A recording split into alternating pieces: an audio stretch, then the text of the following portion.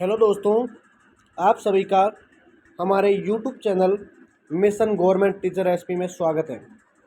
इस वीडियो के अंदर बात करेंगे कि जो राष्ट्रीय आंदोलन है उसका जो तीसरा चरण है, अर्थात 1919 से लेकर 1947 तक का जो भी गांधी युग है, चाहे रोलेक्ट एक्ट हो, चाहे खेड़ा आंदोलन, चाहे और भी जो असहयोग आंदोलन है, खिलाफत आंदोलन या कोई भी और जो गांधी जी के द्वारा सत्याग्रह किया गया, उन सब की हम इसमें चर्चा करेंगे। तो क्लास को, इस वीडियो को ज़्यादा से ज़्यादा शेयर करें और आप हमारे यूट्यूब चैनल पर अगर नए हैं तो चैनल को सब्सक्राइब करना मत भूलें।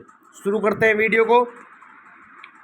तो 1893 ईस्वी में अब्दुल्ला भाई का कानूनी मुकदमा लड़ने गांधी जी दक्षिण अफ्रीका गए थे। तो दक्षिण अफ्रीका में गांधी जी ने ब्रिटिश रंगरेज की नीति के खिलाफ सत्याग्रह शुरू किया था। क्या किया था दोस्तों? सत्याग्रह शुरू किया था। तो गांधी जी ने दक्षिण अफ्रीका में दो आश्रम स्थापित किए। एक का नाम था टोल स्टॉय आश्रम और जबकि दूसरा आश्रम होता है फिनिक्स आश्रम। समझ में आ गया आपको कि गांधी जी दक्षिण अफ्रीका जाते हैं तो वहां पर दो आश्रम स्थापित करते हैं। एक का नाम होता है टोल स्टॉय आश्रम, जबकि दूसरा होता है फिनिक्स आश्रम।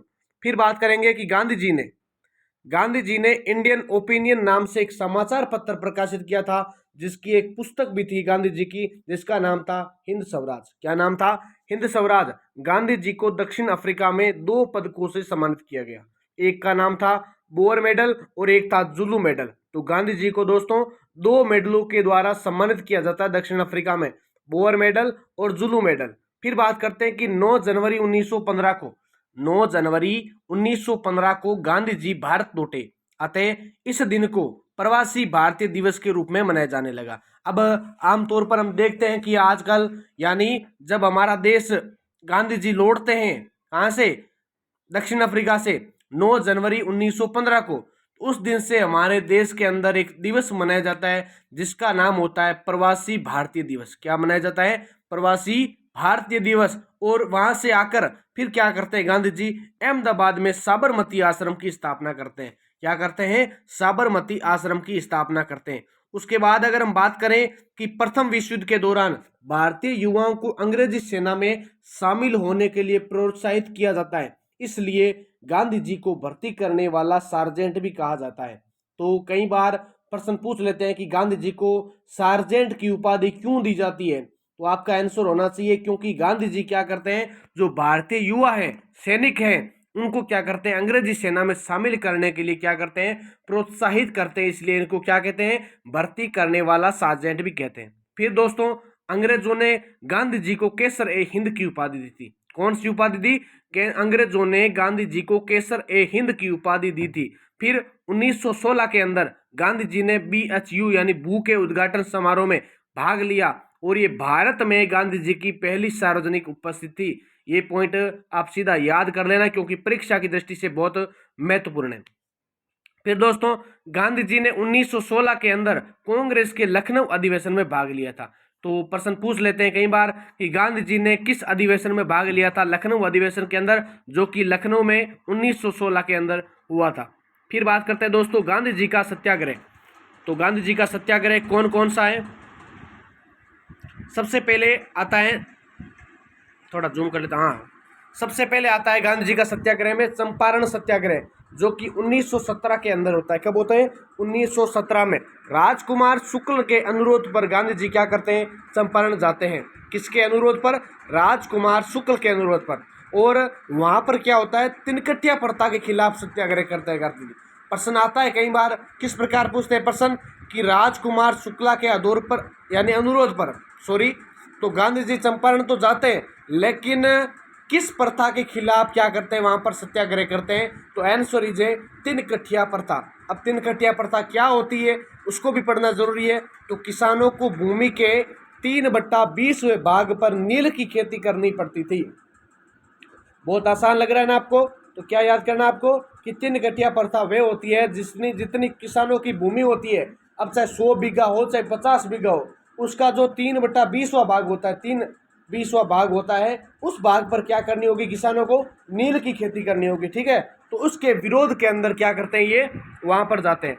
फिर अंग्रेजों ने जांच आयोग की स्थापना की थी, लेकिन गांधी जी क्या करते हैं? इस आयोग के सदस्य थे। गांधी जी इस आयोग के सदस्य होते हैं और अंग्रेजों द्वारा किसानों को 25% जुर्माना वापस देना पड़ा, क्योंकि गांधी जी ने ये आंदोलन किया, सत्याग्रह किया। इस कारण से क्या करते हैं अंग्रेज क्या करते हैं कि जो किसान होते हैं उनको 25% यानी 25% जुर्माना वापस दे देते हैं। दोस्तों, इस आंदोलन की सफलता के बाद रविंद्रनाथ टैगोर ने गांधी जी को महात्मा की उपाधि दी थी। ये प्रश्न आता है कई बार परीक्षा में कि किस आंदोलन की सफलता के बाद रविंद्रनाथ टैगोर ने गांधी जी को महात्मा की उपाधि दी थी। तो राइट आंसर होगा कौन सा, जो चंपारण आंदोलन था। ठीक है, राजकुमार शुक्ला के अनुरोध पर वे जाते हैं, वहां पर तीन कट्टिया प्रथा के विरोध में सत्याग्रह करते हैं। उसके बाद 25% अंग्रेज क्या करते हैं, जुर्माना वापस देते थे। और उसकी सफलता के बाद गांधी जी क्या करते हैं, गांधी जी को रविंद्रनाथ टैगोर है वो महात्मा की उपाधि दे देते हैं। फिर बात करेंगे अगर गांधी जी के सहयोगी की, तो गांधी जी के सहयोगी एक तो डॉक्टर राजेंद्र प्रसाद, JB कृपलानी, मजरूल उल हक, नरहरि पारिख, महादेव देसाई। जो जूडिथ ब्राउन ने इन्हें अपनी पुस्तक Gandhi ji rise to power में उप ठेकेदार कहा है। ये जो व्यक्ति है ना, उनको क्या कहा है दोस्तों, जूडिथ ब्राउन ने इन्होंने उप ठेकेदार कहा है। अगला जो आंदोलन है वो महत्वपूर्ण है, क्योंकि उसका नाम क्या है, अहमदाबाद मिल मजदूर आंदोलन 1918। ये सभी परीक्षाओं के लिए इंपॉर्टेंट है। सभी परीक्षाओं का मतलब क्या है, जिसमें कि इंडिया की हिस्ट्री दे रखी है और उसके अंदर अगर आपके गांधी युग लगा हुआ ना, तो आपका प्रश्न यहाँ से बनेगा किस प्रकार से, वो आपको इस वीडियो में पता चल जाएगा। तो अहमदाबाद मिल मजदूर आंदोलन 1918, मिल मालिक अंबालाल साराभाई ने क्या किया, श्रमिकों के प्लेग भत्ते रोक दिए, इसलिए श्रमिकों ने उनके खिलाफ आंदोलन शुरू कर दिया। तो क्या किया था, प्लेग भत्ते होते हैं ना, वो उनको तो रोक दिया, लेकिन इसलिए क्या करते हैं, जो श्रमिक होते हैं, काम करने वाले लोग होते हैं, वो उसके खिलाफ क्या करते थे, आंदोलन शुरू कर देते हैं। फिर दोस्तों गांधी जी ने श्रमिकों का समर्थन किया। अब गांधी जी समर्थन करेंगे और श्रमिकों के पक्ष में क्या करते हैं, ये भूख हड़ताल करते हैं। क्या करते हैं, भूख हड़ताल करते हैं। और गांधी जी ने मजदूरों को 35% प्लेग भत्ता वापस दिलवा था। गांधी जी जहाँ भी जाते हैं अपनी सफलता के परचम ले कर आते हैं। अब तो वहाँ पर 25% दिला दिया वापस, लेकिन इस आंदोलन के अंदर क्या करते हैं, गांधी जी मजदूरों को 35% प्लेग भत्ता वापस दिलवा देते हैं। उसके बाद अगर बात करें दोस्तों, अंबालाल साराभाई की बहन, जिसका नाम होता है अनुसुईया बेन, साबरमती आश्रम की सदस्य होती है। किसकी होती है, अनुसुईया बेन साबरमती आश्रम की सदस्य होती है। अगला जो आंदोलन है दोस्तों महत्वपूर्ण है, जिसका नाम क्या है, खेड़ा किसान आंदोलन। खेड़ा किसान आंदोलन कब होता है, 1918 में होता है। कब होता है दोस्तों, 1918 में। गांधी जी गुजरात किसान सभा के अध्यक्ष थे। जब खेड़ा किसान आंदोलन होता है ना दोस्तों, उस समय क्या होते हैं, गांधी जी गुजरात किसान सभा के अध्यक्ष होते हैं। फसलों के नुकसान के बावजूद भी ब्रिटिश सरकार किसानों से भू राजस्व एकत्रित कर रही थी, लेकिन गांधी जी ने इसका विरोध किया और सभी को भू राजस्व, जो टैक्स होता है, एक प्रकार का जमीन का जो कर लगता है, उसको क्या करने, भुगतान करने की सलाह दी। फिर दोस्तों ब्रिटिश सरकार ने भू राजस्व संग्रह को रोक दिया था। कुछ समझ में आया, खेड़ा किसान आंदोलन 1918। लेकिन क्या होते हैं, गांधी जी उस समय किसान सभा होती है गुजरात में, उसके अध्यक्ष होते हैं। फसलों के नुकसान हो जाता है, फिर भू राजस्व एकत्रित करना होता है, लेकिन गांधी जी क्या करते हैं, इसका विरोध करते हैं और ये सलाह देते हैं कि आप भू राजस्व भुगतान नहीं करें। इसलिए क्या करते हैं, संघर्ष को, ये जो भू संग्रह होता है उसको रोक देते हैं। इसके सहयोगी कौन होते हैं, जो गांधी जी होते हैं उनके सहयोगी होते हैं सरदार वल्लभ भाई पटेल और शंकरलाल बैंकर, इंदुलाल याग्निक, महादेव देसाई। चार व्यक्ति दोस्तों उस समय गांधी जी के बहुत बड़े सहयोगी माने जाते हैं। एक तो कौन होते हैं, सरदार पटेल, शंकरलाल बैंकर, इंदुलाल याग्निक और महादेव देसाई। ये जूडिथ ब्राउन ने इन्हें अपनी पुस्तक में क्या कहा है, उप ठेकेदार का है, जिसकी हम बात पहले भी कर चुके हैं। अगला जो आंदोलन आता है महत्वपूर्ण है बहुत ही ज़्यादा, इसका नाम क्या है, रोलेट एक्ट। रोलेट एक्ट का मतलब है 1919 में होता है ये, और 1917 में सर सिडनी रोलेट के नेतृत्व में राजद्रोह समिति का गठन होता है। किस समिति का, राजद्रोह समिति का गठन होता है। प्रश्न दोबारा देखिए ध्यान से, लाइन इंपॉर्टेंट है कि 1917 के अंदर सर सिडनी रोलेट के नेतृत्व में एक राजद्रोह समिति का गठन किया जाता है, और इस समिति की सिफारिश के आधार पर ही अराजक और क्रांतिकारी अपराध अधिनियम पारित किया जाता है। कौन सा अधिनियम आता है, एक तो अराजक एवं क्रांतिकारी अपराध अधिनियम पारित किया जाता है, जिसे रोलेक्ट एक्ट कहा जाता है। जिसे क्या कहते हैं दोस्तों? रोलेक्ट एक्ट कहा जाता है। और ये एक प्रकार का कालू कानून होता है। काला कानून का मतलब एक प्रकार का बहुत बुरा कानून है, जिसका इसको काला कानून की संज्ञा भी दी जाती है। इसे ना अपील, ना दलील, ना वकील का कानून भी कहते हैं। यानी इस जो एक्ट होता है, ये अधिनियम है 1919 का। इसके अंदर ना तो हम अपील कर सकते हैं, ना दलील दे सकते हैं, और ना ही वकील कर सकते हैं। किसी प्रकार की कोई सुनवाई नहीं होती है। ये एक प्रकार का काला कानून होता है दोस्तों। और गांधी जी ने इसके खिलाफ सत्याग्रह शुरू किया, और सत्याग्रह सभा की स्थापना बॉम्बे में की गई थी। कहाँ पर की गई थी? बॉम्बे में की गई थी। ध्यान रख लेना, महत्वपूर्ण है कि सत्याग्रह सभा की स्थापना बॉम्बे के अंदर की गई थी। फिर 6 अप्रैल 1919 को, अगला पॉइंट है, 6 अप्रैल 1919 को राष्ट्रव्यापी हड़ताल की गई थी। राष्ट्रव्यापी हड़ताल की गई, और गांधी जी स्वामी श्रद्धानंद सरस्वती की सलाह पर दिल्ली जा रहे थे, तो अंग्रेजों ने गांधी जी को पलवल रेलवे स्टेशन से गिरफ्तार कर लिया था। प्रश्न यहाँ से बनेगा कि गांधी जी स्वामी श्रद्धानंद सरस्वती की सलाह पर कहाँ जा रहे थे? दिल्ली जा रहे थे। लेकिन अंग्रेज क्या करते हैं? उनको छल से गांधी जी को पलवल रेलवे स्टेशन, प्रश्न ऐसे बनेगा कि गांधी जी को जब वो दिल्ली जा रहे थे, कहाँ से गिरफ्तार किया जाता है? Palwal railway station. कौन सा स्टेशन होता है? पलवल रेलवे स्टेशन से गिरफ्तार कर लिया जाता है, और बॉम्बे वापस भेज दिया जाता है। कहाँ भेज दिया जाता है? बॉम्बे वापस भेज दिया जाता है दोस्तों। फिर अगला पॉइंट है कि 9 अप्रैल 1919 को अमृतसर में डॉक्टर सतपाल और सैफुद्दीन किचलू को गिरफ्तार किया गया, और इसके विरोध में उनके समर्थकों ने एक प्रदर्शन किया। समर्थकों किस किस ने किया? मिल्स इवरिन से मिलने गए थे, लेकिन नेताओं को छोड़ने के लिए कहा, तो इवरिन ने क्या कर दिया? वहां पर मना कर दिया। तो आक्रामक रुबेड़ ने 5 अंग्रेजों को मार दिया। क्या कर दिया? 5 अंग्रेजों को मार दिया। इसलिए अंग्रेजों ने अमृतसर में मार्शल लॉ लागू कर दिया, और अमृतसर प्रशासन ब्रिगेडियर जनरल रेनीलाल डायर को सौंप दिया गया था। क्या कर दिया गया था? रेनीलाल को सौंप दिया गया था। अगला जो महत्वपूर्ण आंदोलन है दोस्तों, जलियांवाला बाग हत्याकांड कब होता है? 13 अप्रैल 1919 को। बैसाखी मेले के कारण जलियांवाला बाग में क्या होता है? बहुत सारी भीड़ इकट्ठा होती है, और डॉक्टर सतपाल और सैफुद्दीन किचलू के समर्थक उस समय क्या करते हैं? नारे लगा रहे होते हैं, और उस नारों को लगा रहे होते जनरल आर डायर ने क्या किया? भीड़ पर फायरिंग का आदेश दे दिया, और सरकारी रिकॉर्ड के अनुसार वहां पर 379 लोग मारे गए थे। अब सरकारी रिकॉर्ड है तो उसमें से 389 बता दिए, 79 बता दिए, लेकिन वास्तव में दोस्तों वहां पर 1000 से अधिक लोग मारे गए थे। रविंद्रनाथ टैगोर ने क्या किया? तो अपनी जो नाइटहुड की उपाधि थी जो को अंग्रेजों ने दी थी, उसको वापस लौटा दिया, अर्थात त्याग दी थी। अंग्रेजों ने क्या किया? फिर अंग्रेजों ने इस हत्याकांड की जांच लेने के लिए एक हंटर कमेटी का गठन किया।